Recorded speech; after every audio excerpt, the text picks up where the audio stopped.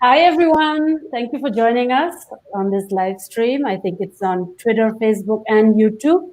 My name is Bhakti Sringarpure, and I'm here with Greg Piero, who's my dear friend and colleague from UConn. We're both professors of literature. And we have a fabulous program today, which is titled, in the beginning, there was Black Feminism, but don't mistake us for being Christian or Bible reading sorts. It's just a joke. So just to introduce myself, I work in the Department of English and generally read and study and write about race and representation, colonialism, with a general cultural studies approach.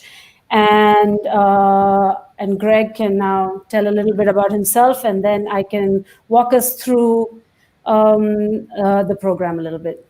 Yeah, I'm also in the English department. My research bears mostly on African American literature and Black culture fairly globally. I also work on the Haitian revolutionary studies. Okay. And essentially, just to introduce the series and what these 5 interventions are about, they are a run-up to a forthcoming short books series called Decolonize that will be jointly published by OR Books in New York and Warscapes Magazine, which I've been running for the past few years. And in general, we just wanted to introduce various sites and ideas to really enliven the conversation and to expand the term to the extent we can.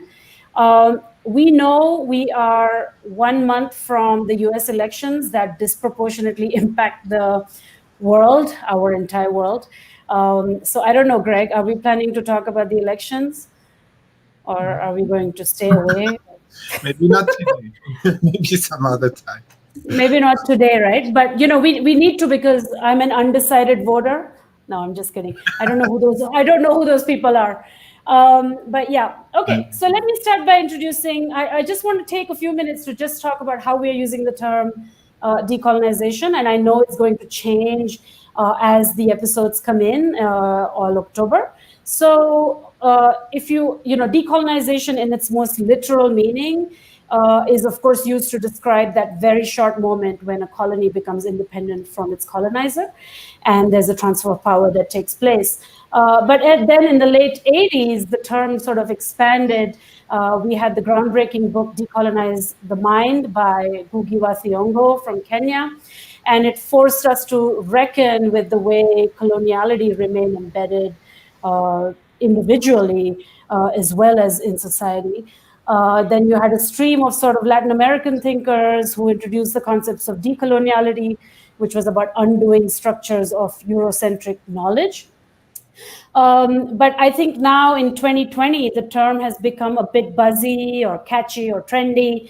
And we are seeing a big shift, which I would argue is in the wake of Fees Must Fall in South Africa, and then the adjacent related Decolonize the University, Decolonize the curriculum, the museums, and so on.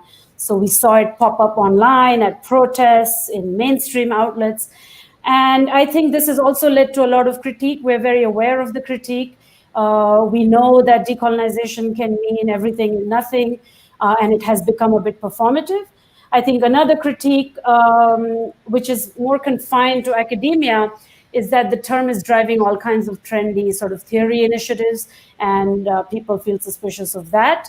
And we take all this into consideration, but we're not going to start writing eulogies just yet. One goal of the series is to ground the term, to expand the term, but always in relation to other sites of struggle. And we do want to be useful, and we're very open to the outcomes in the coming month. 3 things that I'm clear about that I noted here that I just wanted to announce in things that we kind of believe as we use this term, both Greg and I, and in the series mission in general.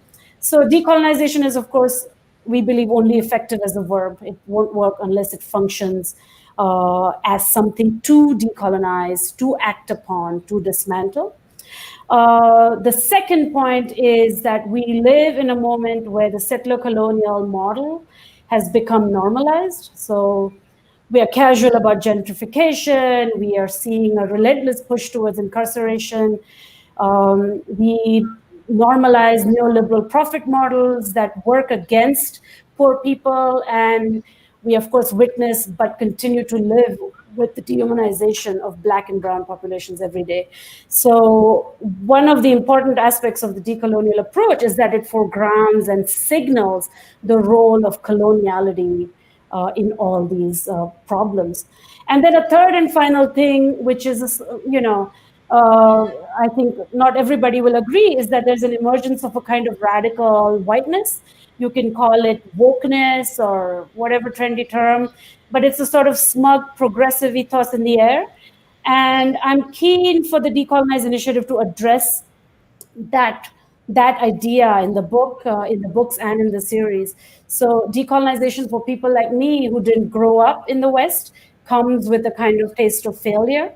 There's an impression that our countries gained independence, then didn't do what was necessary. Our leaders are corrupt, they sell us out to multinational corporations, on our but I want to implicate also the white progressive in coloniality, because we are seeing now that when these groups engage decolonization, it's often about identity and diversity in organizations, and it glosses over nuances of Black and brown struggles, and also demands a lot of extractive labor from people of color. So I just want to turn to, I'm sorry for the long riff here, but I'll just turn to Greg, who's written a really sharp and clever book, which I've had the privilege to read, and it's still in revisions and edits and so on. It's called Decolonize Hipsters, and it addresses my point about all the issues we have about the woke white liberal. Greg, do you want to just talk a little bit about that? Sure, I'll say a few words. I mean, you came to me with this topic, and I sort of, the idea of decolonizing hipsters was partly a joke, which I guess is fitting for hipsters, because part of the question is, can you decolonize colonizers, right? Which is essentially what they are. That hipster moment has sort of come and gone, and will come back again, I assure you, in the next 2 decades or so. But I thought it would be an interesting topic because it's amusing, partly, but also in the light of what you were saying. In this sort of post-hip moment, we live in the wake and the aftermath of that moment, and even politically speaking. I guess we're going to have to talk about the elections, even if we didn't want to. But the past few days have been all about the Proud Boys and other fascist movements that have very clear roots in that hipster moment. In some ways, the woke scene, if you will, also has roots in that same moment. And there's something to me really interesting about this, right? There's a spectrum here of whiteness, if you will, from the liberal left to new fascism, or at least new groups, tied culturally in ways that I think deserve more scrutiny.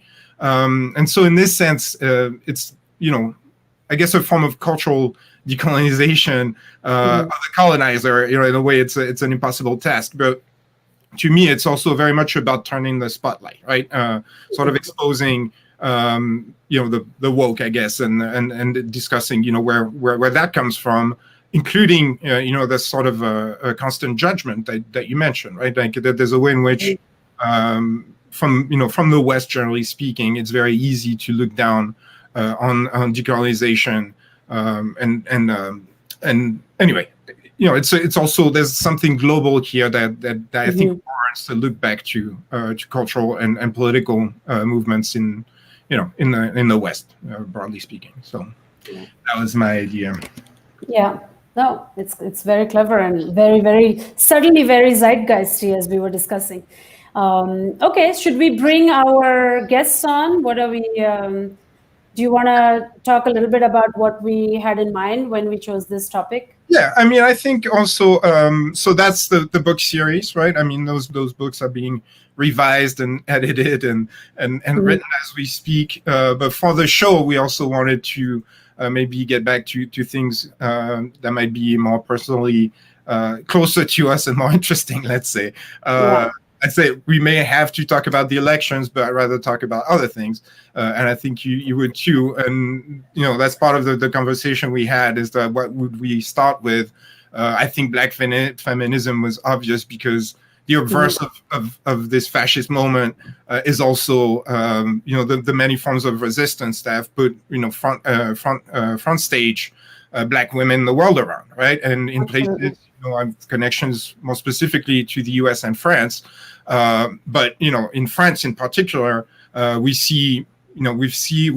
hear more Black women than ever before.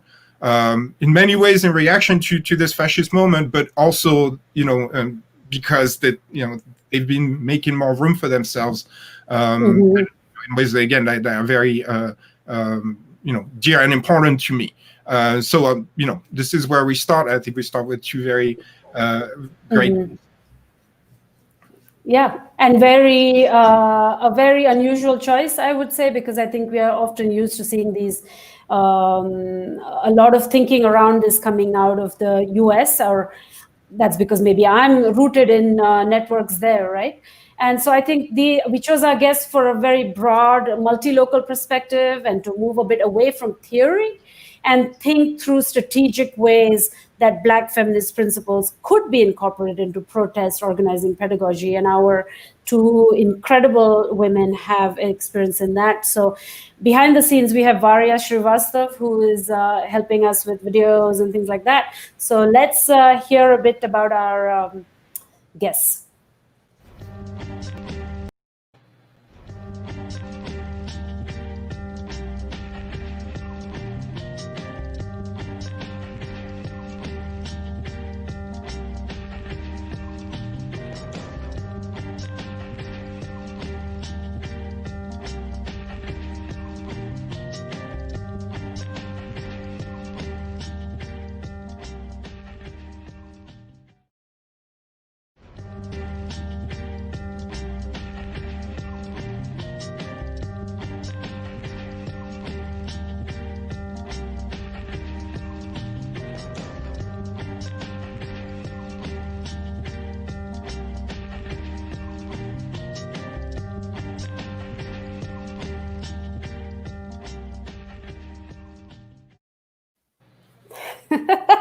That was Yolande Bouka at the end. She was at the Mommy Hunger Games and she won the contest, right? May we all have such fabulous photos of us as mothers.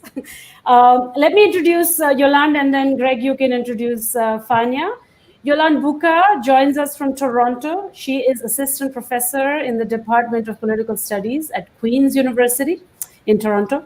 She works on gender, African politics and security, political violence, and does field research ethics. And she works on field research ethics in conflict-affected societies.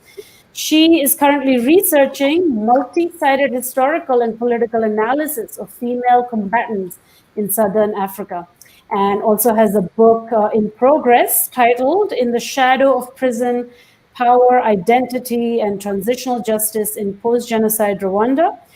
Yolande was a Fulbright scholar in Namibia. She is a multi-local intellectual of Togolese heritage and Francophone and Anglophone, much to my envy. She has been vocal about decolonizing fields like international relations and also about insisting on feminist approaches in political science more widely. She is the mother of 3 little ones, and her life and work perennially beg the question, how does she do it all? That's my intro for Yolande. So I'll introduce Fania. Fania Noël is a Haitian-born French Afrofeminist organizer, thinker, and writer. She's been active in grassroots movements focused on Black feminism and fighting against anti-Blackness in France.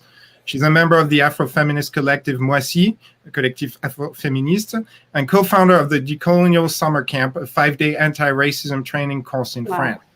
She also founded and is the general editor of the French Revue Assiégée, a political publishing project led by women, queer, and trans people of color. She's the author of the 2019 manifesto Afro-Communautaire, Appartenir à nous-mêmes at Silex Editions, which advocates for the political organization of Black people in France against racial politics and neoliberalism.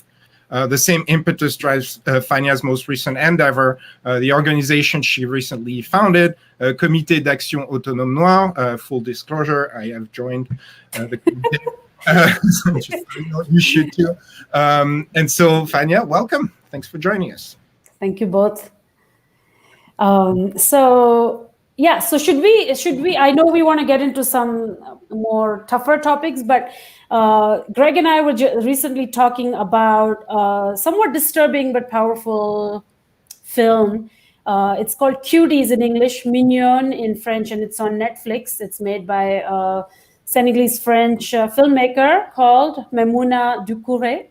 And I think there was a whole lot of controversy, which I sort of missed. But Greg, do you want to, what happened? Something, oh, here it is. Yeah. So, I mean, quickly, it's interesting. I'd heard of the movie and thought, well, this is going to be good, and it seems to be part of this wave of French films that Netflix puts on, and that usually sort of fly under the American radar. This one did not. So I'm not sure exactly what people saw. I know it was part of the advertising campaign, but it definitely triggered a lot of people and caught the attention of the U.S. Extreme right wing, QAnon, Ted Cruz all had things to say about this, and presenting it as a vehicle for all sorts of nefarious intents and in politics. Just quickly for people who haven't seen it, is a coming of age story about Amy, an 11-year-old girl of Senegalese descent living in France, who's struggling on one side with the issues faced by her mother, a polygamous relationship with her husband, and generally speaking, dealing with conservative traditions and expectations. And on the other side, she's going to school. She meets a group of girls who run a dance group. And sort of, again, engages with them, and in very, I don't want to ruin the film for those of you who might want to see it, but sort of, gets into hot water, let's say. So we thought we'd start there because it's also, it's very current. It's also, at sort of the crossroads of U.S. and French culture, and it sort of puts, at least Black girls at the forefront. So Yolande, Fania, have you seen it? And if yes, or even if you haven't, what did you think about it? Fania, no, I didn't see it because when I was in France, it was in theater. I was in quarantine because I was from the US, and I left France in the US, in New York, where theater are not open yet. But I know he's on Netflix, and I plan to see it. But after, I think in 2 months, when we was at the polemical side. I like watching stuff after, if there are some polemic after that.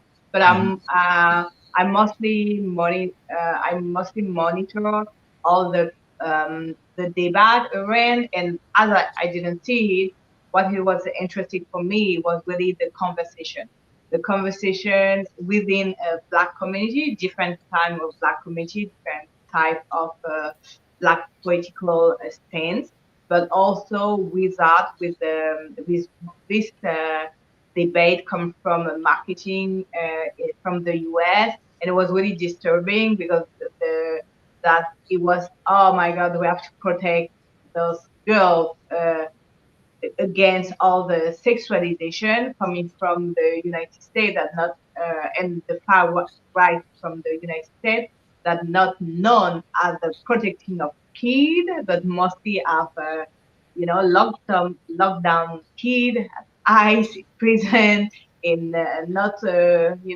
health insurance. I was so bad. Wow, such a coincidence that now you're all about the well-being of a teenager when you're not about to provide funds for sexual education, for health education, for have food on your plate. It was really some kind of that really amazed me. And from within the Black community in French, I think no matter what the topic and the stand people took, it's really interesting that we have this kind of conversation. And I think it's interesting, like in a critical way, in the conversation because we have conversation in the digital space, in the virtual space, but it's what we call the Black French Twitter, about different kind of people, even in the same politics, who Mhm. disagree with the, disagree or are think that the movie is not have a really a flow, and some pick other side, but people in the same politic, not reactionary politic. And we see Mhm. that we have a different friend, black feminist friend, Afro feminist friend, that in are disagree on the film. Have one Mhm. of a really key major figure in Afro feminist France called Mani Chronique, Audrey. She was one of the first with Afrofeminist blog back in the time in France, and she wrote a piece say that she disagree about the hypersexualization and of the movie, but have all the Mhm. people that I know from another review and center about around black women called Atuba. They published a piece was more likely to enter the piece. So it was really, I think it's really great for critical thinking, Mhm. for Mhm. learning that people with not reactionary, neither racist, reactionary, misogynoir, or sexist point of view, without, Yeah.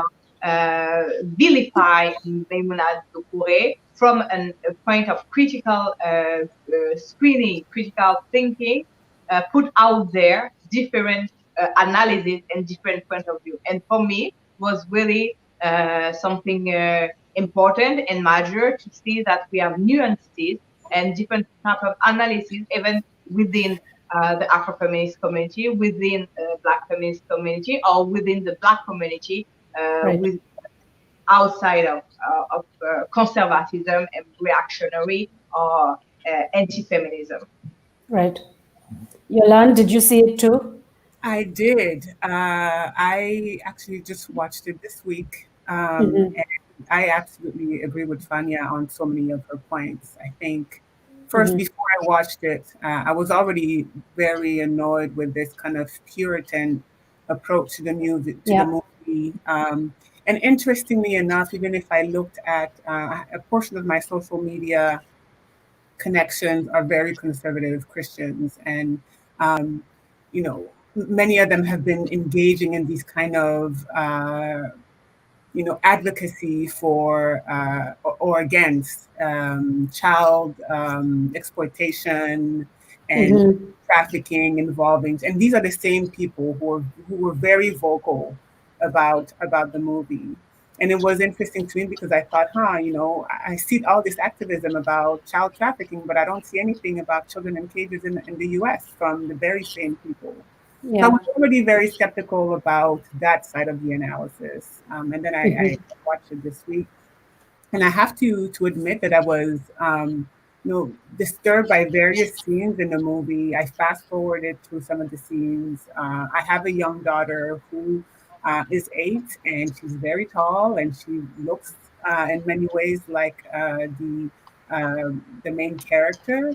And it wasn't Mhm. that the movie was bad. I think the movie addressed very, very, very important questions in this day and age for young Black girls, but for young girls in general. We're talking about here about being caught in two cultures, the one that you're raised in, and I could definitely relate. Mhm. Remember, I remember as a young teenager leaving my house dressed a particular way because I had a school uniform, and Oh my getting God. to school in my uniform looked very different. And the Yeah. reason for that was an attempt to fit in, an attempt to break away from this very Christian conservative household I was coming from, very Mhm. African household, to fit into the world in which I was living. So the themes that are addressed are amplified with the intersection of technology.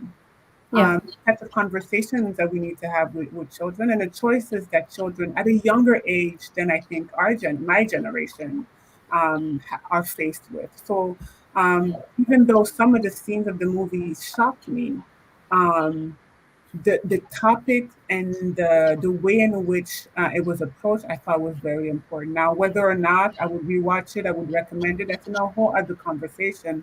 But Yeah. the reaction that we got from the initial marketing was a challenge, was the initial problem. But the initial reaction are definitely not warranted when Yeah. we think about what the filmmaker was trying to accomplish. Yeah, and it kind of puts us in the center of this sort of politics of respectability, something that when we think about Black feminist writing, it's always been policed, right? I mean, body, sexuality, and so on. So it was interesting that all this was unfolding as we were planning this. So thank you for your view. It is a shocking film, and yeah, we have daughters, so that's even harder, to see those clothes and those moves and so on. But I hope people will watch it and then decide. Let's start talking a little bit about the topic on the table more directly. Maybe both Fania and Yolande, I've spent the last week reading some of your writings. And, we chose this sort of tongue-in-cheek title. In the beginning, there was Black feminism. And weirdly, and then I don't know if it's a chicken or egg issue, but I found all of you saying things that spoke exactly to those topics. So maybe, Fania, we can pull up something you wrote in your book, a quotation, and you could tell us how you kind of define this topic, how you define the provocation that in the beginning was Black feminism, and also the difference between Black feminism and Afrofeminism, and then we'll move to Yolande to do the same thing. I think the nuance is more the contextualization, geographical and historical contextualization. So Black feminism is really a term that Anglo-Saxon here in the United States, in the UK and Canada, that understanding the question of race, gender. We do have a really famous and well-known Black Kumbaya River Collective thinker like Bell Hooks, like Walker about humanism. So this is really an historical and geographical concept coined in the US, within the US.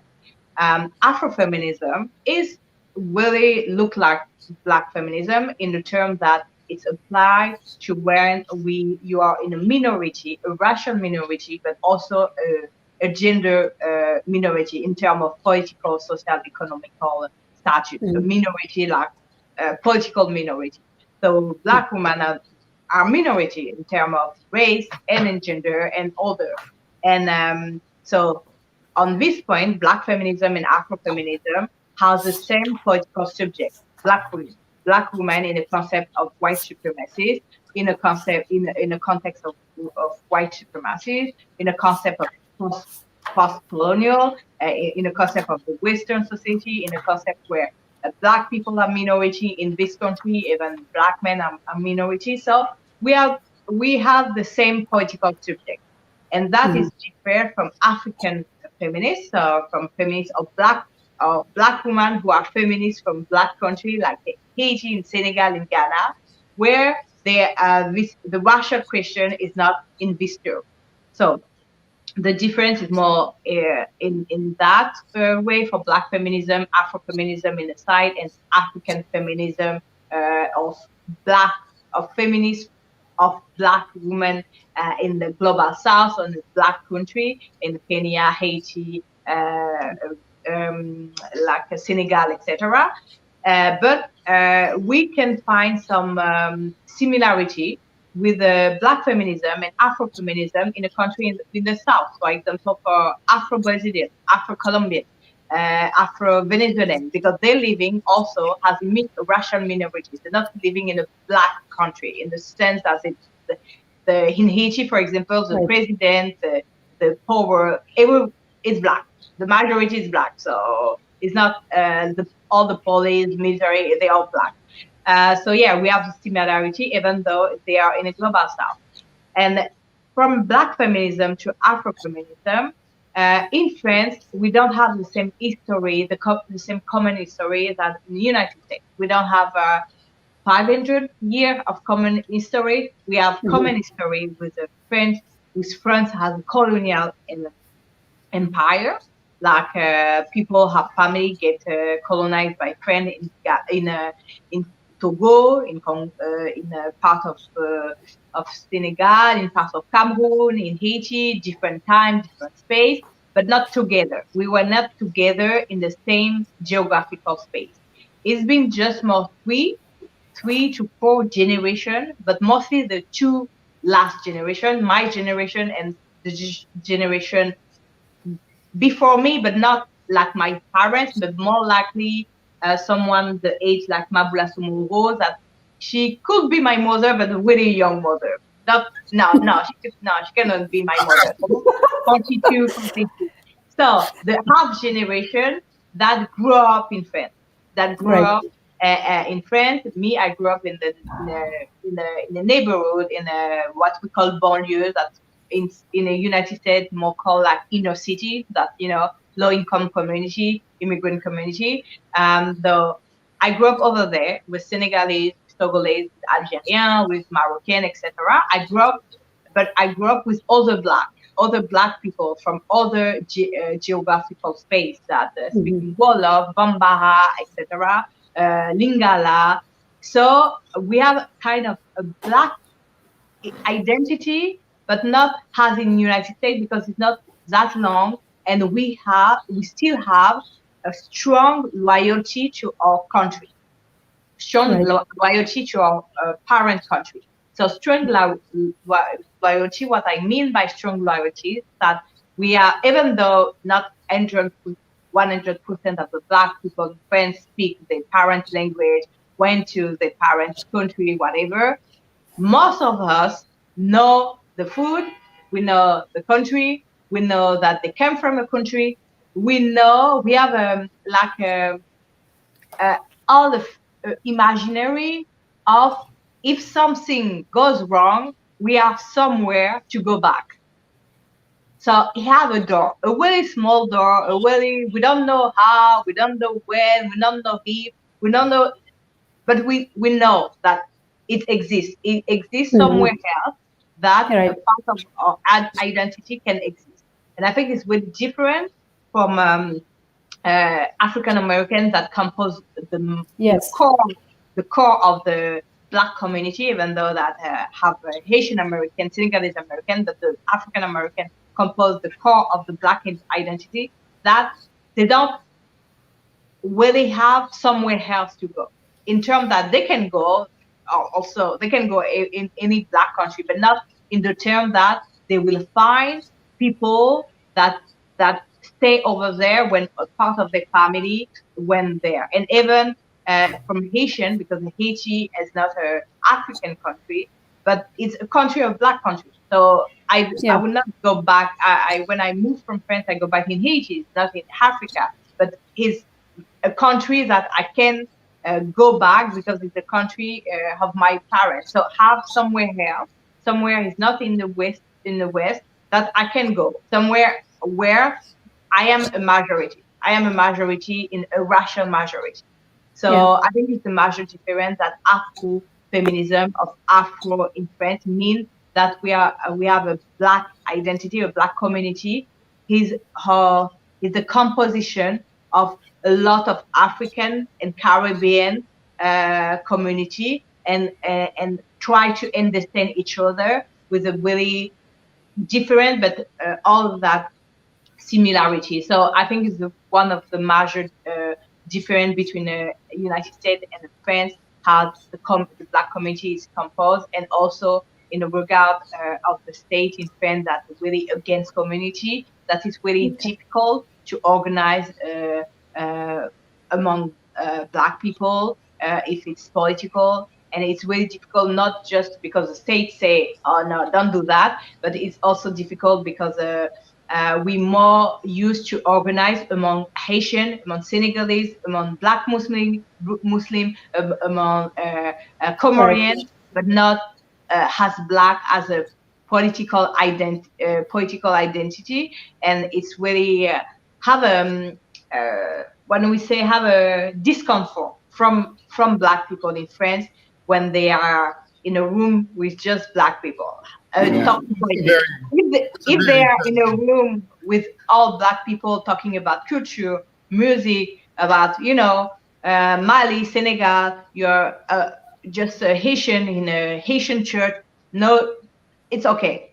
But if you fill a room with just Black people, say, we're gonna talk about what we have to do to make sure that we are right, that we protest, etc.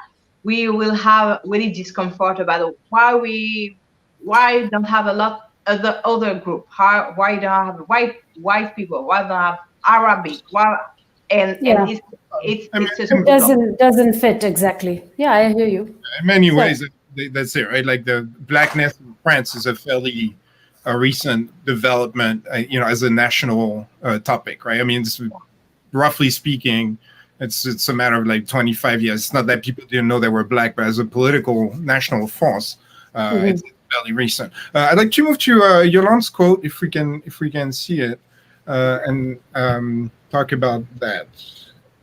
There we go. No, I'm not going to read it, but if you could you tell us a bit more about what your angle is on a similar topic.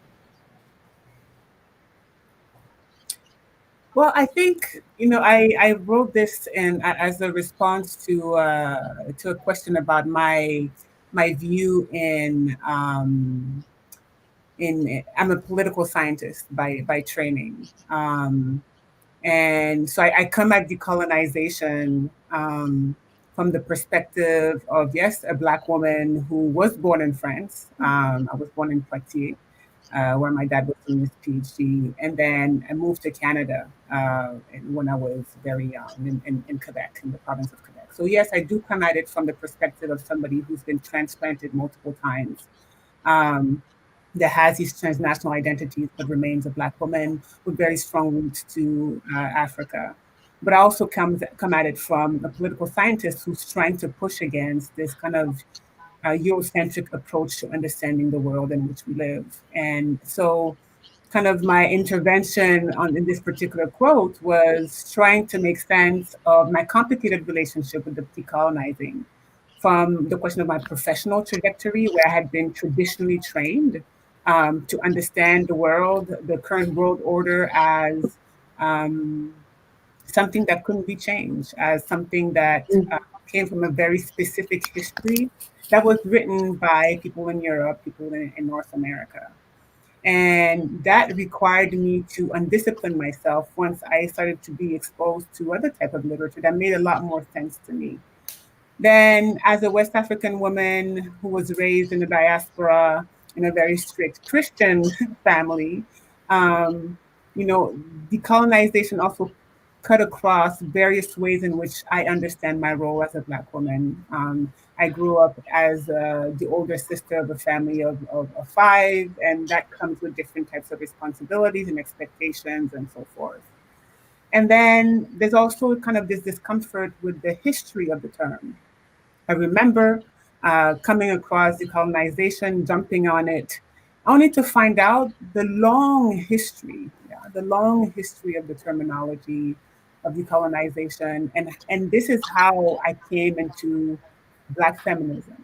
Yeah, so my entry into Black feminism wasn't because I was a gender studies person, because I was particularly interested in gender and feminist issues. I remember, in fact, when I was at the very beginning of my graduate career, thinking, I'm not dealing with this feminist stuff. Like, that's not me.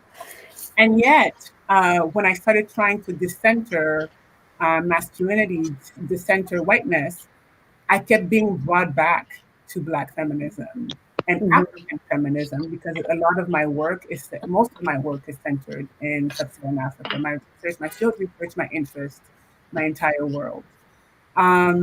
So I started reading all this stuff, and I thought, yes, actually this resonates with me. And it was really opening the floodgates of a new way of understanding the world, a new way of understanding power, a new way of understanding my position, and the way in which I was brought up, but also the way in which I was trained. So I focused on the literature from African feminists who really tried to reassert their place in African intellectual thought, to claim space in the creation of the modern African state and say we were there all along. So for me, the title of this particular intervention is not a joke because I constantly say Black women were there, African were there. We were always there, yeah? And in fact, in the beginning, there was the Black woman, not even Black feminism or African feminism. In the beginning, there were Black women. And I think this is becoming really intellectually, but also even personally, um, a driving force in the ways I engage with the world and in the way in which I want to center my teaching. I want to center my research and my engagement to understanding various questions of peace and security because that's what I do for work. Right. And as being a Black woman in a predominantly white discipline, a discipline that tries to then impose on Africa a particular type of order. And if that order is not respected or if that order is not perfected on the continent, it is then labeled as a dysfunction. Black feminism helps me, African feminism helps me wrestle with that. And the reason Right. why I move between Black feminism and African feminism is because I find conversations between the two. Yeah, and I agree with Fania. Um, the histories behind the people who've mobilized and people who've written about these types of topics on in various places around the world really inform what comes out. So when we're thinking about African American women who've written about the struggle against the state, you know, a lot of their Black feminism, with a few exceptions, like Bell Hooks and Angela Davis, who really kind of bring in a more approach to it. Many of this writing is talking about the American state, the United States of America, and its relationship with Black people and Black women. Yeah. And they, but on one hand, they're also part of the empire in the sense that Right. I have an American citizenship as well. I collect passports, um, and that comes with a very specific set of privileges. When I present myself as an African American, even in the various places that I've lived in or visited in Africa, there's a different way in which people approach you. Yeah. When I go to Paris, Charles de Gaulle, I speak English. I don't speak French because I don't have the patience to engage with this kind of understanding of who I am as an African. And I usually don't spend that much time in France anymore. But when I walk through and they perceive to be me to be African American, it's like, you know, they treated Baldwin. Oh, you know, sure. So there's a certain level of Wow. privilege that comes with being a Black woman from America, even though the empire is actually strangling you. Yeah. When you come with African feminists, their relationship with race, based on whether you're in Kenya, where you had a settler colonial state with a large originally Indian community. Uh, and the way you'll talk about it when you're from Ghana is actually very different.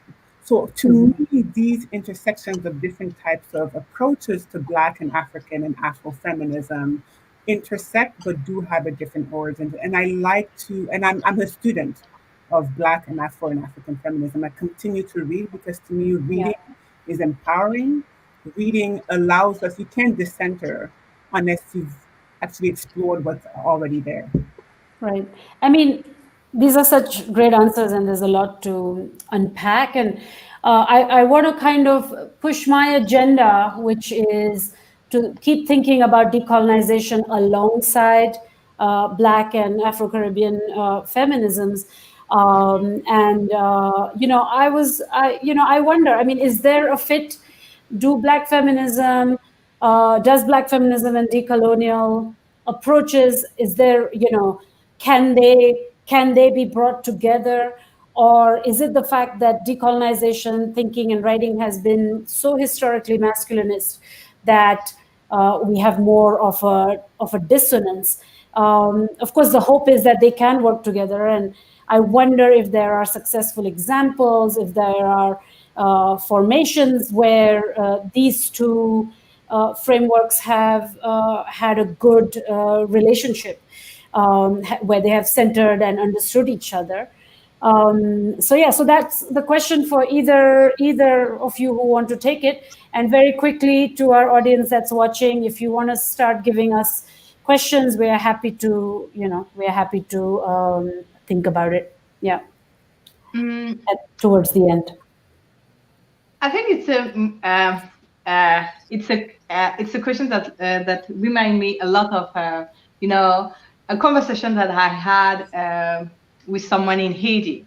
I think a white person in Haiti, or a white person space in Haitian studies, whatever. A white person say that, oh, so you're a black feminist, you're Afro-feminist. Why you put yourself in this box, and why you're not a specialization of the feminism? And I said that no, I'm not like black feminist is a little square in a wall stuff that feminism. Black feminist for me is the elite of feminism study. We are not like, you have feminism and you have the next step, it's black feminism. Black feminism is not like a square in general stuff that's called feminism.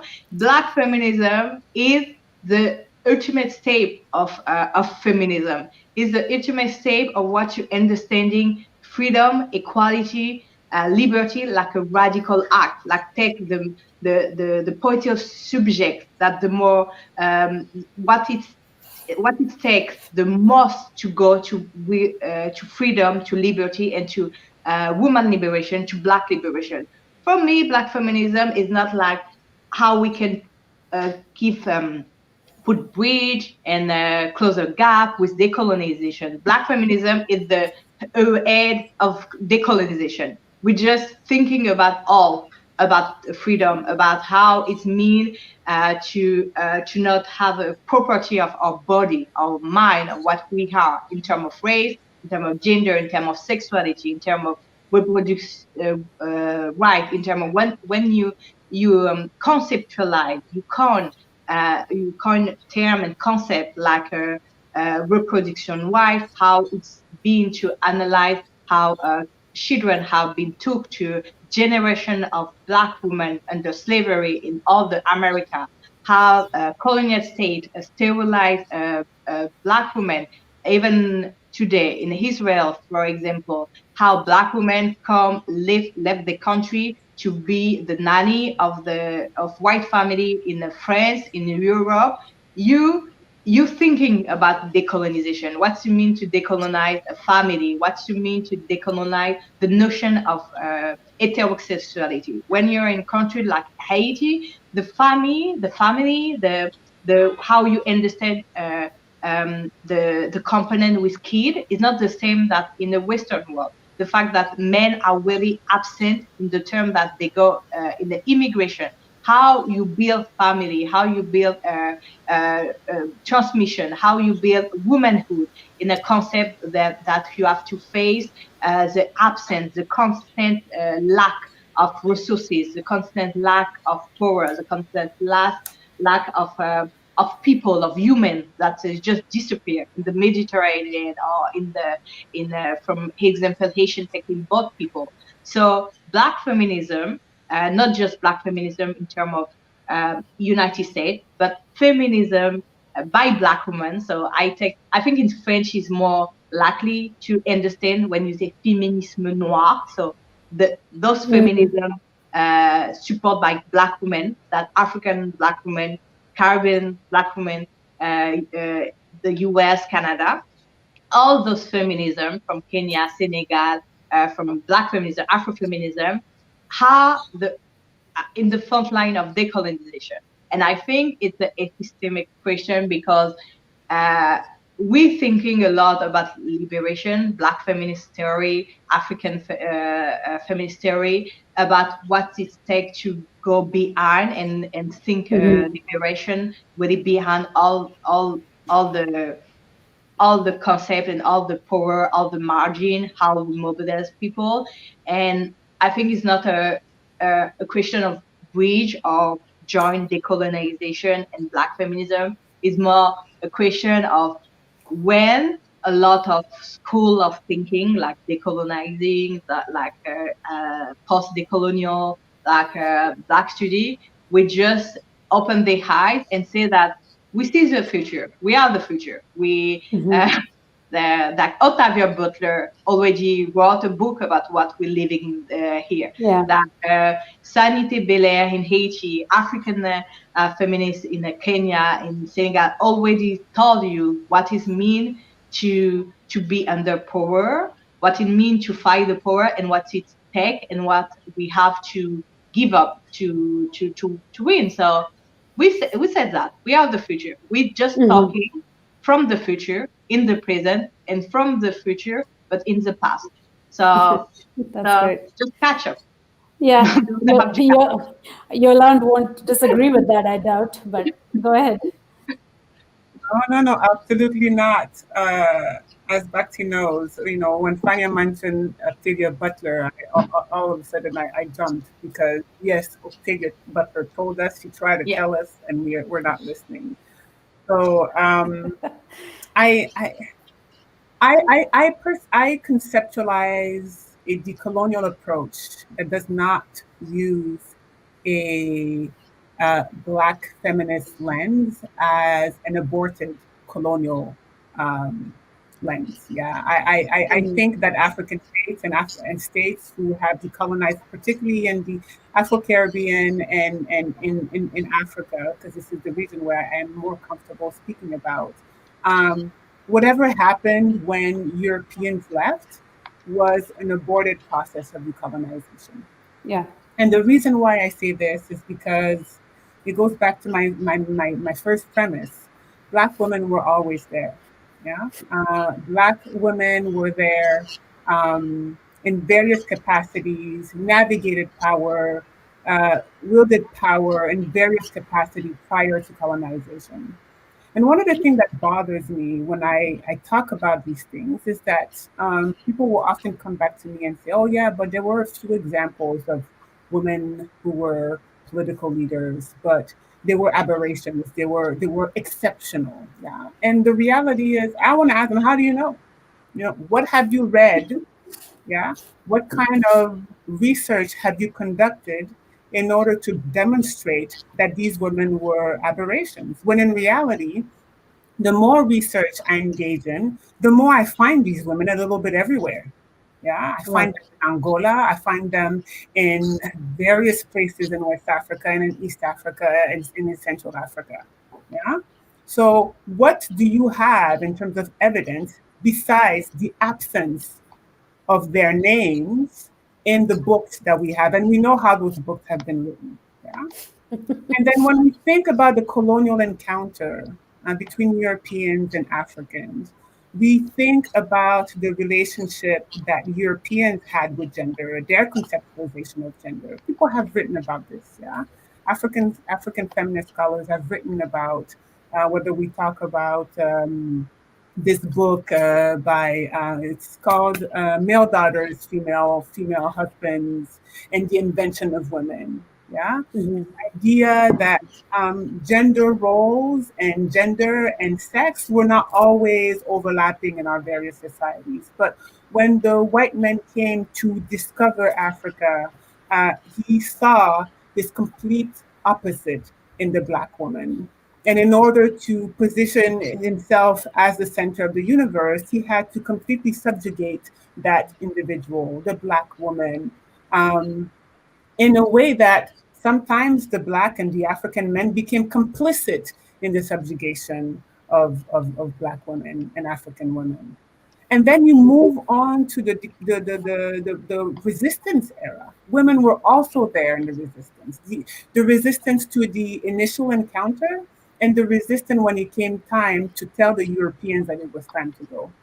And they were there in intellectualizing the demands that women were making, that Africans were making about their rights. They were there in financing the resistance. They were there with their bodies. placing themselves in very dangerous situations. Mm. They were there with their voices, they were there with their songs, with their poetry, with their literature, with their political writing. It's simply that we didn't incorporate it in our history and how we understand power in Africa. Mm-hmm. Come independence, the manly state, which is the unit of analysis, and sorry I'm speaking from an IR theory perspective, but the state, yeah, is created, at least the way we understand it, is created by Europe. And the Europeans are having their conversation with the men in Africa. All of a sudden, the women no longer matter because you have independence. Thank you for your service. You can go back to your traditional roles. But we need Mm. to question what traditional role actually means because many of those roles were actually um, hybrid inventions from Europe. So for me, when I think of, I don't believe that you can have, at least in the area where I specialize, you can have complete decolonization. And I'm not talking about a return back because many scholars have told us you can't go back to how things were. What you can do, as Fania suggests, is go to the future. And you can't reimagine a future without African women. You can't reimagine the possibilities without acknowledging that the subjugation of women in African society is, as we understand it today and how we see it today, is very much a creation of the West. So Mhm. without Black feminism and the ways in which people like Patricia McFadden and Amina Mama talk to us about citizenship and resistance, is in fact telling us how to liberate ourselves.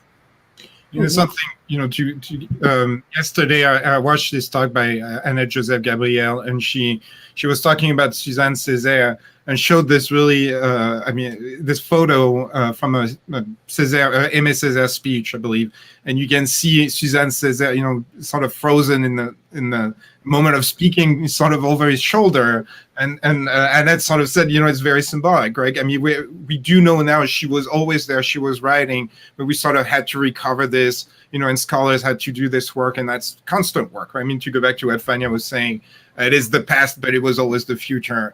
And it's sort of but so along those lines, and in connecting to some of the points you brought up, Yolande, you work on female combatants, for example. Fania, I mean, the Haitian tradition certainly also knows the place of women in violent combat, or the more physical, let's say, elements of resistance, and the past and the future promise to be violent, and yet this is something that again we tend to attach to Fanon and masculine figures and sort of a virility and the state. I mean, in many elements, this is yet another very specific aspect of the struggle where women tend to be erased, right? And again, Yolande, we know you work on female combatant in Africa, for example. I'm just curious how you both see, again, the sort of Black feminism specifically as it relates to different forms of violence, both in resistance, but also potentially, again against Black people. Ooh, this question is so loaded because we could spend. Don't get in trouble, people. No, Don't get we cancelled. I'm could just kidding. spend hours talking about this. Yeah.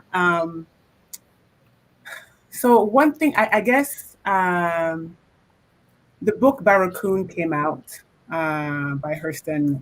I think it was 2 years ago, where she interviews one of the last slaves who was taken from Africa into the United States, and he recounts how he was kidnapped. And one of the most poignant moments of his description of his capture is when he describes the Dahomey female soldiers participating in the kidnapping of Africans to sell them to Europeans. And his description is so vivid because he remembers the operation. And when he describes it, he talks about the fact that women, the female soldiers of the Dahomey, were in fact doing the majority of the labor, while men were stationed at the various exits of his village. The women were killing, the women were kidnapping, and the women were decapitating in order to subjugate the people in the village.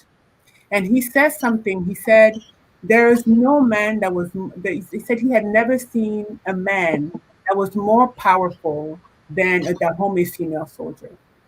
And that particular quote led me to do a little bit more research about what exactly was the role of these women soldiers. Because, you know, we romanticize them, we remember them from Black Panther, um, but the reality is that they were part and parcel of expansionist policies of the Dahomey Empire, right? So, Mm. um, so we must not romanticize what it means to engage in violence and what it means for women to engage in violence. And the reason why I use kind of this far in time example is that when right now I'm doing research with women who participated in the liberation struggle in Namibia, and I'm hoping to get funding to do the same research in Angola because the two wars overlap and were very intertwined in so many ways. And understanding, you know, what it takes to engage in violence and what pushes you to engage in violence in order to liberate yourself, to liberate your comrades, to liberate your children, and to liberate your community is really important to understand. This is not something that people took lightly. But then there's this overlapping decision to engage in violence, to participate in violence because you've been on the receiving end of racist and misogynistic violence, but also the violence that you encounter as a female combatant when you're faced with your own comrades, your brothers in arms, and the type of violence they also engage in against you. And this to me was really interesting in order to understand the way in which, you know, Southern Africa has a very different trajectory to independence and even a very different type of conversation when it talks about feminism. Southern Africa has had kind of an easy success in descriptive representation, the number of Right. women who are in parliaments, and South Africa has some of the most progressive policies with regards to gender and gender identity and so forth. And yet, violence against women in Southern Africa is one of the most pressing problems we Yeah. talk about. So the relationship um, of navigating violence in the past, in the present, really shapes the type of conversation we need to have about the future of our societies. What does it mean to be a full citizen? And I think to me, it has to pass through our understanding of encounter with violence. And in that violence, we can only speak about the men because the women have experienced it, but the women have also engaged in it. There's a reason why there's such a polemic conversations about Winnie Mandela. You know, Right. he was, if he had been a man engaging in similar practices, the violence would have been erased and that person would have been deified. And in her Yeah. case, it was not. So the fact that we hold women to such a high standard when it comes to their behavior and we demonize them when they engage or romanticize them when they engage in violence erases the reality that they live in and through violence on a regular basis. Right. Right. Yeah. Fania, do you have a comment on violence? I think you are very open to say that the militant approach is necessary. Do you want to elaborate a little bit? And then we are getting some questions. We'll get to them after Uh, this. yeah, I'm totally Haitian, so I have some proof of violence.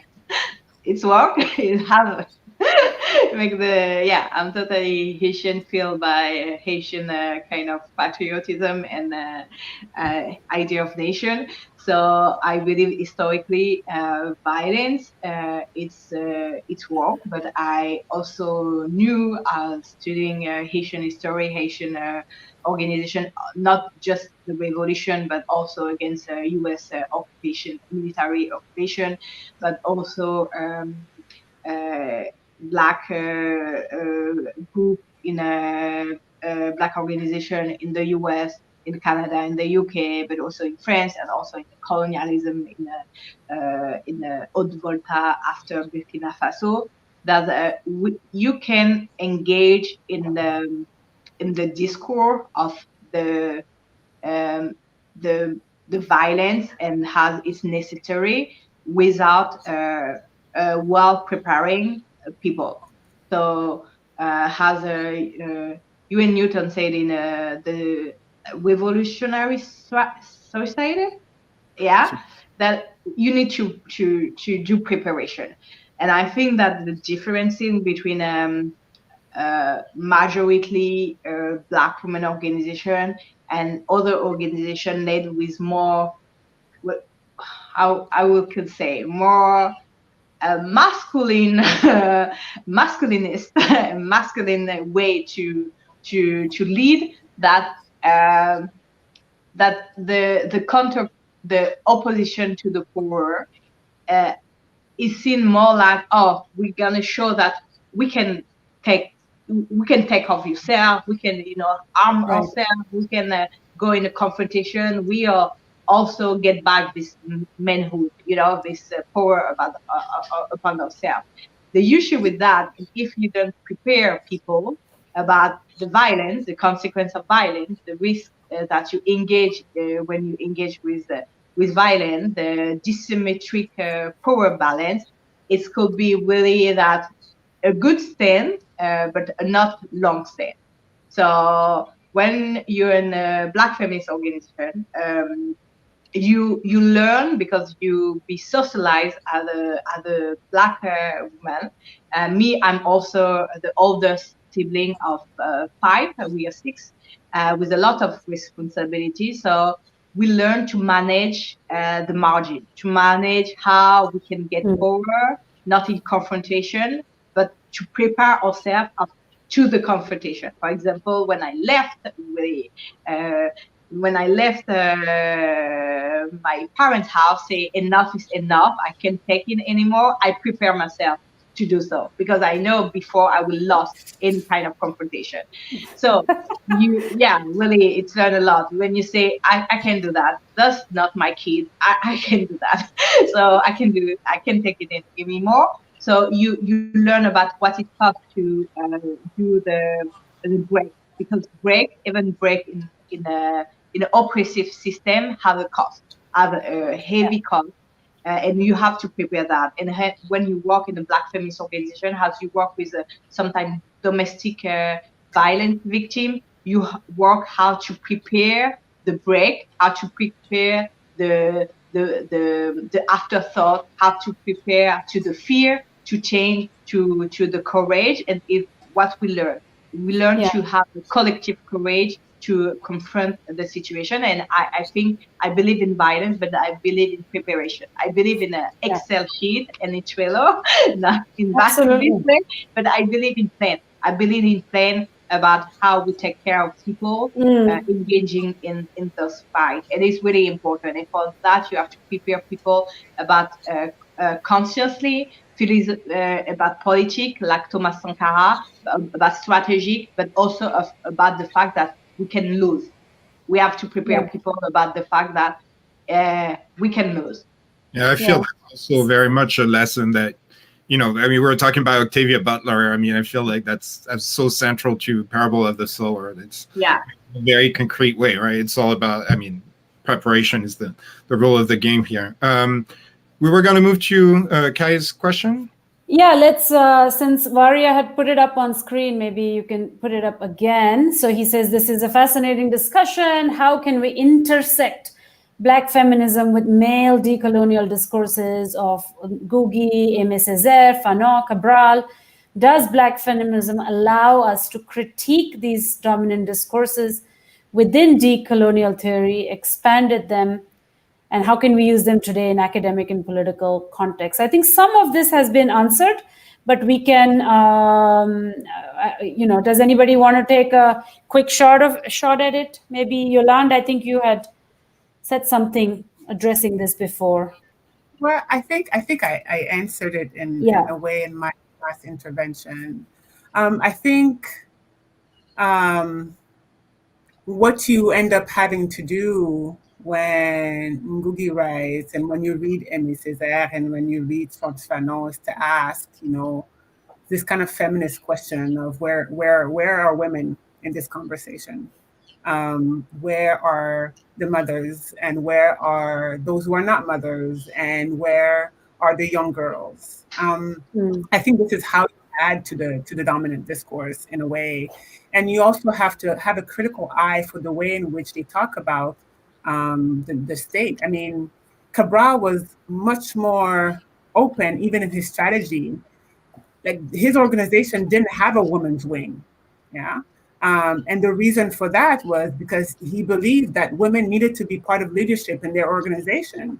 And that's very different from how the ANC organized, where women had to fight to be a part of that wing, but and they weren't even considered to be full members of the ANC until they fought for that. So where are the gaps, I think, is where you're able to supplement these theories and sometimes have to push back against them. If the Black women and if the African women are not there, then the theory is deficient, in my opinion. And I want to add something that may or may not be related to the question, but I think is important. So I've spoken about violence, and I've spoken about the ways in which women have engaged in various combat roles. But what I don't talk about in this conversation, what I've written about, is the role of the ordinary woman. Yeah, the role of the person who is not on the front line, who's not visible, and who's not, maybe has not written, but has participated in decolonial struggles. And I think we also have to look at the spaces that women have available to them in order to understand what role they played. If we only look in the public sphere, we're going to miss a lot of the woman's contribution. And motherhood is a central part of that. And I remember I was participating in a panel not too long ago. I made a fool of myself by saying, well, not all African women are mothers. Not everybody wants to be a mother. And then I got some pushback in the conversation, and that's true. But when you read a lot of African feminist literature, whether it's fiction or not, the centrality of motherhood, whether one can be a mother or not, and in determining your worth and your full citizenship, is a conversation that we also need to have. And if these main theories, and motherhood is rooted in collectivity, which is at the very center of African intellectual thought and many African cultures, then we're missing something that is very, very central. And I'm not saying this because I'm a mother, because in a way, because I'm a mother that I push back against this idea that, well, we're not all mothers, right? So, and my mother not define me as a woman. But, I've been reading A Nervous Condition and The Joy of Motherhood recently. Oh my gosh. Things keep coming back when it comes to African feminism. How do you, and it goes back to cuties, right? How do you reconcile cultural expectations with the type of emancipatory politics that we're trying to bring to fore? Yeah, yeah. To put a point about what Yolande said now, but she said earlier that Moissy just had a special podcast that launched 2 episodes, and this podcast called Les Petites Mamans, the how you say that, Greg, in the idiomatic term, the little mom. The little mom. It's a podcast about the oldest sibling, Black girl, Right. oldest sibling, and all the mental organizational, everything that they put on us in the Black community when the oldest sibling has a Black girl, because we some episode of the podcast have oldest Black girl, but not the oldest sibling. So they have a brother, but they didn't do anything. So have all this conversation in the Black Feminist podcast about, because we're talking also about a place regarding to our mother, also about what it means to, like me, to have a 5 little sibling and have the youngest that I almost raise him. But, thinking about that, thinking about what we took from our mother, what we left, what we took from our parents in terms of independency, but we have to do some questioning of that. And Patricia Hill Collins' chapter about Black women and motherhood is really interesting, but it is really confrontational, and how the relationship that we have as a Black woman grew up in Western country, that it's a face to face, because in our country, more likely you have other people that come, you can talk. It's a face to face in a very small apartment with little time to talk, and a confrontation every time. So it's very important to have those kind of space, to have critical but reflectional, and not anger, but just to talk about not everything is perfect, but we can survive to the dispute, and to talk about trauma among ourselves. Yeah, you know, the figure of the little mom actually doesn't seem to exist at all in Euro-American literature or cultural spaces, because a dear friend who's a brilliant Italian Somali author also has a book called Little Mother, and it's very much about that. But you know, it's a complex term, and in fact, the movie Cuties, you see that that's one of her roles as well. You know, Ami is going to have to take on that role. Our time is sort of running out. Let's take Marissa's question, partially because I think, Yolande, you can answer it quite easily. Marissa Turner asks, how can theory arising from Black feminism and African feminism be used as a liberatory practice? What is the biggest challenge to be taken seriously in larger IR discourse, that's international relations, IR discourse in academia? Oh, well, I mean, there's various ways in which I just finished writing a chapter on foreign policy, as if, and the title was, what, I can't remember the title, that's, tells you how I write, and then I put it behind. But it talks about, what if we develop foreign policy as if black and brown bodies matter, right? And like, what does it mean for American foreign policy to develop policies as if black and brown bodies matter, even under Obama, which, he did not have Black liberatory practices when he thought about his foreign policy. Yeah. Mm-hmm. Mean for drones being shut down for drones to shoot people down in Somalia, or in Afghanistan, or in Pakistan. What does it mean to think about immigration policies when Black and brown bodies matter? And the reason why I use that terminology, because Black Lives Matter is a Black feminist creation. Yeah. Right? And absolutely. It goes to this idea, unfortunately, that the whole weight of, the US election comes on the backs of Black women. Black women will save us. This is kind of the same, right? Because Black feminists and African feminist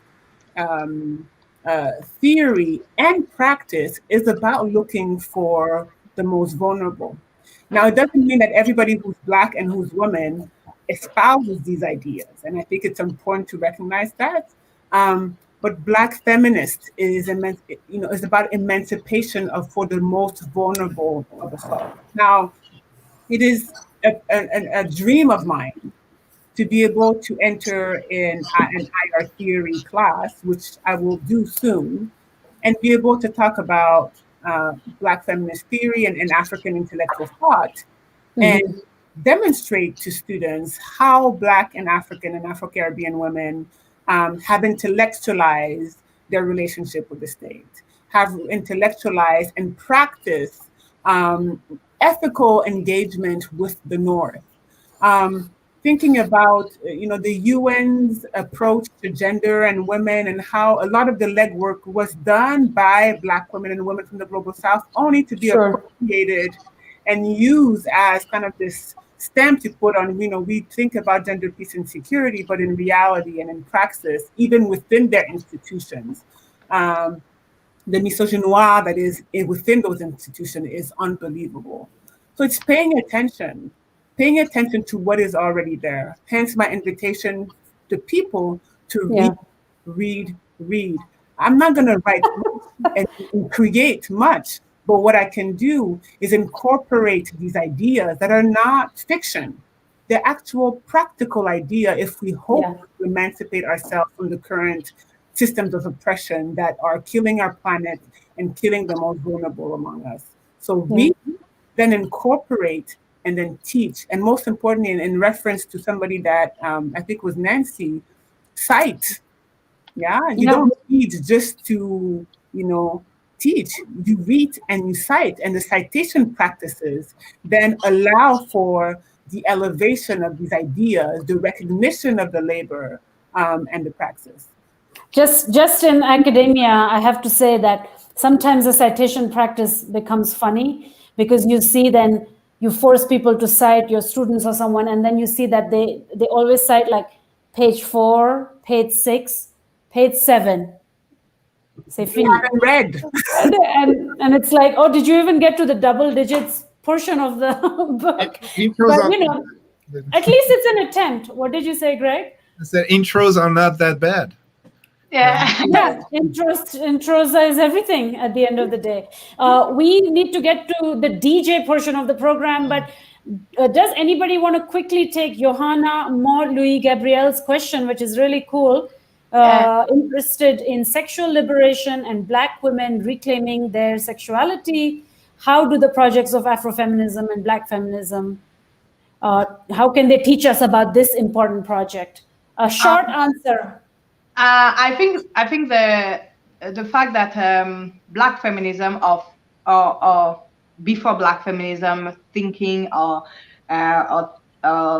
narrative of Black women from the Americas, in the Caribbean, Trinidad, Haiti, Brazil, will always have a component about the pleasure, about the access to body, because have a really huge component about rape, slavery, rape under slavery, and have a component about when you read more like me, I'm really close to. I love the work of Professor Hartman about critical fabulation. So I read a lot of novels before Black feminism, but a lot of novel of text about Black women freed or enslaved, about what the relationship with the body, with love, with someone they love and they took from, the Black woman in the novel of Toni Morrison, of Walker. So we learn a lot about pleasure, about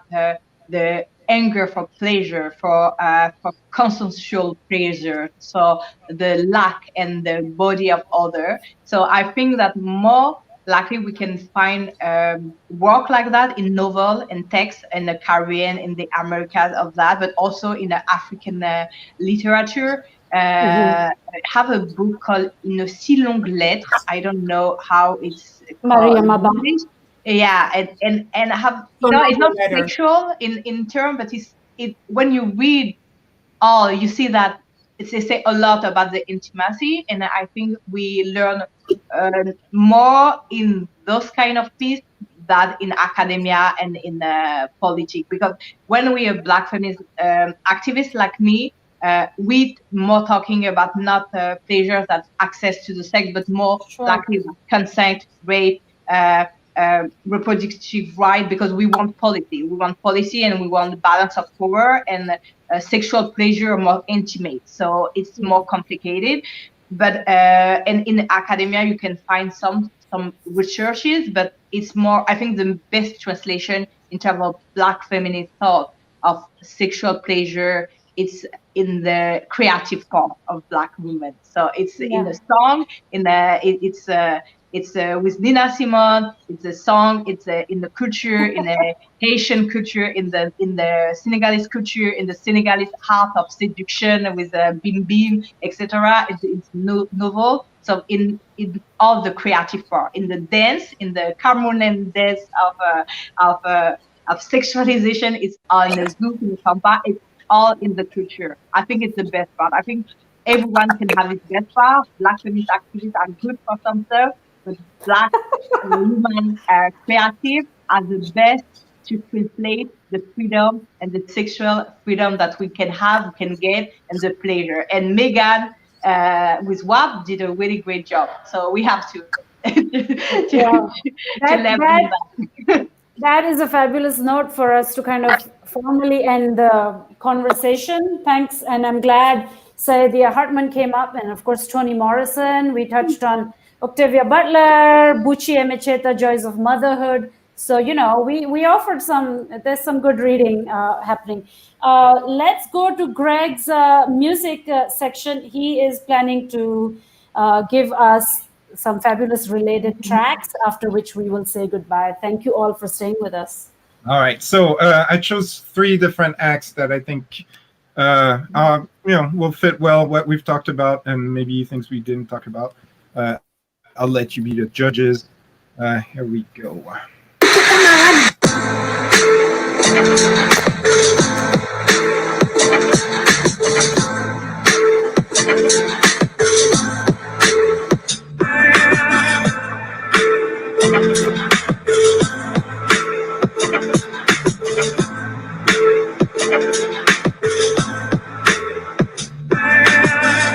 Connais-tu le charbon, la chapine, le coulis, la peau chapée, la grosse mapine, la tête grainée, Right. on a douce. Fading out. This is Kazé. Some of you may know her. She's a French rapper. She's been around for about 15 years with our collective En Falche. She's a Black woman of Martinican descent, and so she has a special place in my heart for that reason. This is a song from 2006, I believe, from our first album. This is called Chez Moi. It's about Martinique, going back to Martinique. In her case, she grew up in the Paris region, and so going back to see family there. Songs are very much about being Black, being what she calls immigrant rap.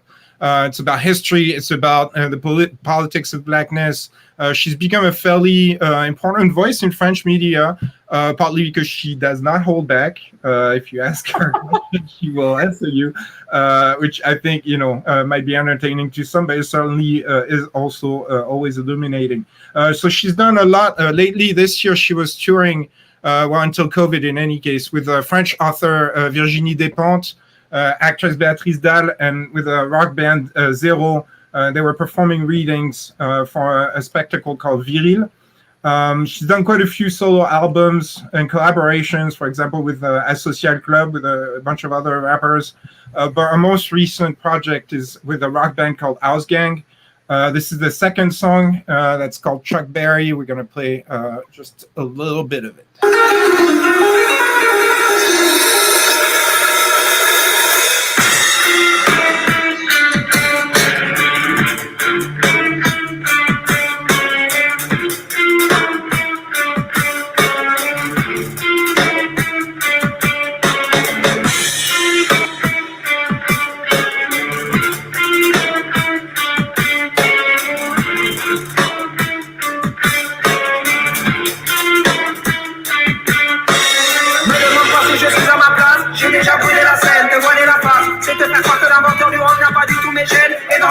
Au bas de l'échelle, oui c'est mon peuple qui portait l'échelle. Et dans les champs, au bas de l'échelle, oui c'est mon peuple qui portait l'échelle.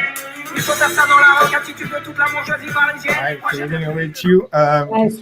Wondering, French rap is still more hardcore than whatever is coming out of the US these days. All right, next one. We're moving to a different continent. I'm also just going to play a little bit and then talk about it.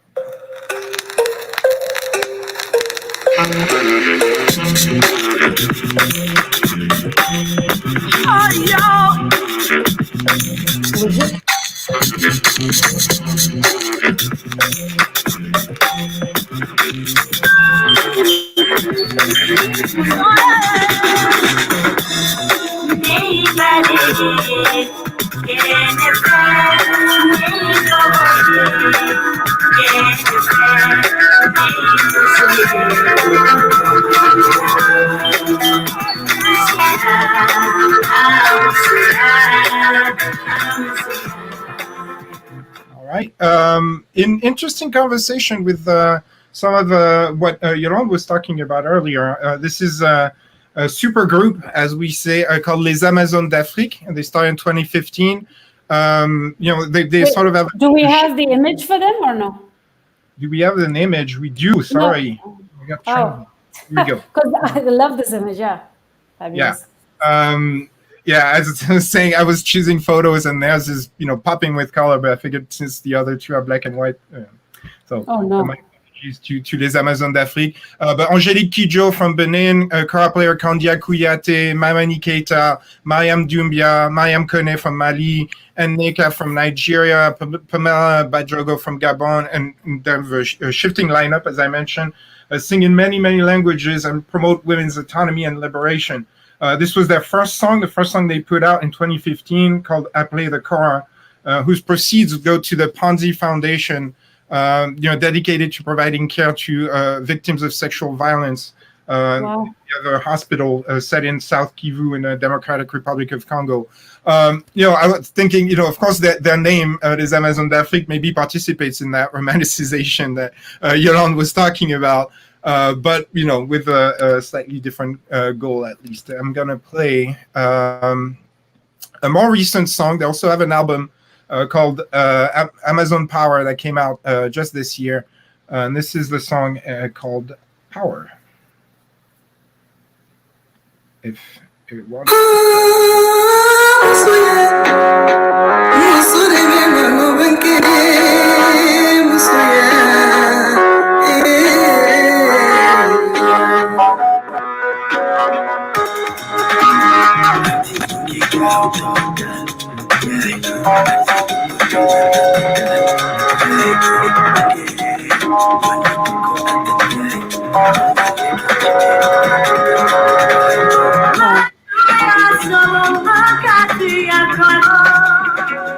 Alright, fade out. Our last act is American, because I guess we had to pay to the country I'm in right now. All right, here we go. Leave your face at the door. Turn off your swag and check your bag.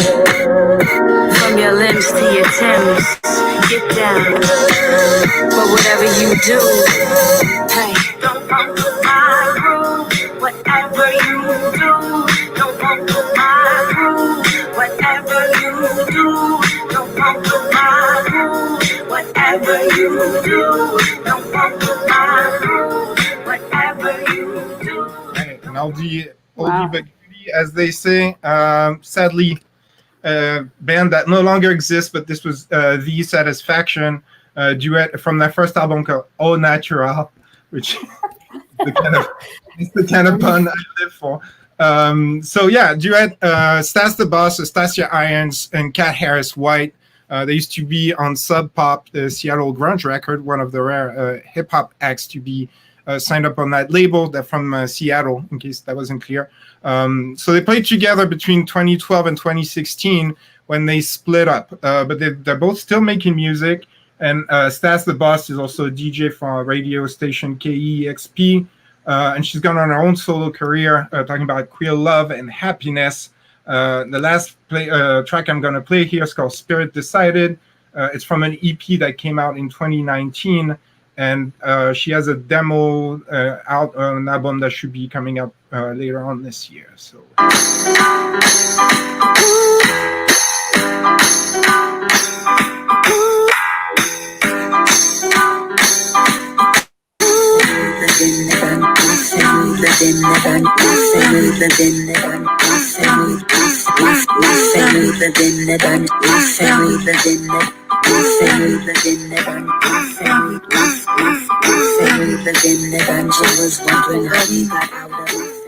She's off screen, but my daughter's dancing.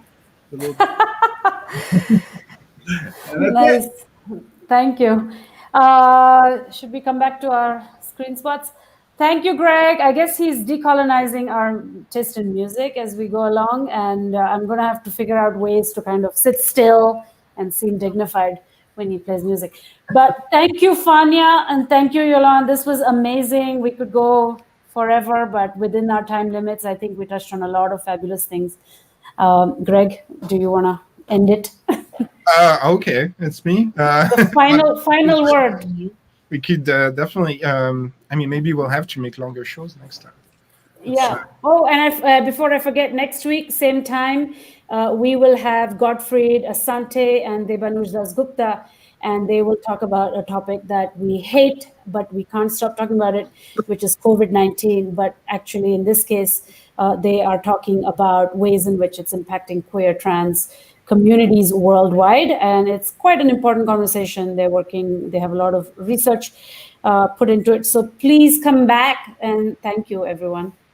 Thank you. Thank you. Thank you. Thanks, and thank you, Varia. Where did she go? Hey.